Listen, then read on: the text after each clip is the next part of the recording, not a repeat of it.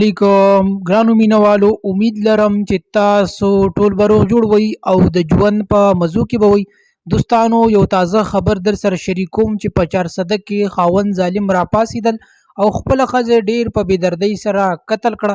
دوستانو، ځوانه او نوې ښځه ډیر په بېدردۍ سره قتل کړه. دوستانو، ولې قتل کړه؟ آیا د ده خاوند د ښځې سره نه لګي و، د دې وجې قتل کړه، که نور څه بهتان یا تهمت یې په ښځې ولګولو او د هغې نه بعد یې قتل کړه؟ دوستانو، په ویډیو کې درته مکمل معلومات درکو. زموږ ویډیو در سره تر اخیره وګورئ چې د مکمل معلومات نه خبر شئ چې د خاوند ظالم دومره ظلم ولې وکړو چې خپله ځوانه ښځه یې ډېر په بېدردۍ سره قتل کړه. ویډیو کتو نه مخکې که تاسو زموږ په دې چینل کې نوي وئ نو زموږ د چینل مخه در سره ضرور سبسکرایب کړئ چې زموږ کومې نوې ویډیوګانې راځي چې هغه تاسو ته په اسانۍ سره دررسي او دې سره د ټالۍ نشان هم ووایئ چې تاسو د تازه معلومات نه زر تر زره خبرېږئ.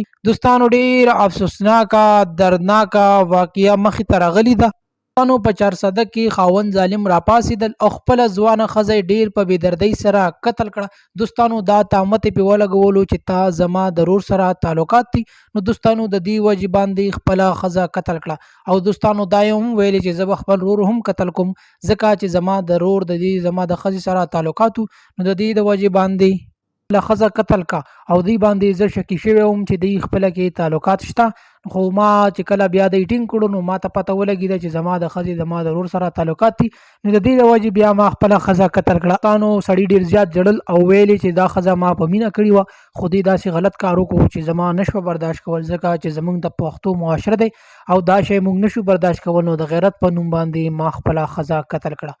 دوستانو، یقینا چې خپل کور یې ځان ته وران کړو، خو موږ به څه وکړو؟ دوستانو، د پښتو معاشرې کې دا شی ډېر زیات په تیزۍ سره روان دی چې د غیرت په نوم باندې خلک قتل کېږي. دوستانو، که چېرې تاسو زموږ په دې چینل کې نوي وئ نو نورو تازه معلوماتو دپاره د چینل مخه در سره ضرور سبسکرایب کړئ. شکریه. د الله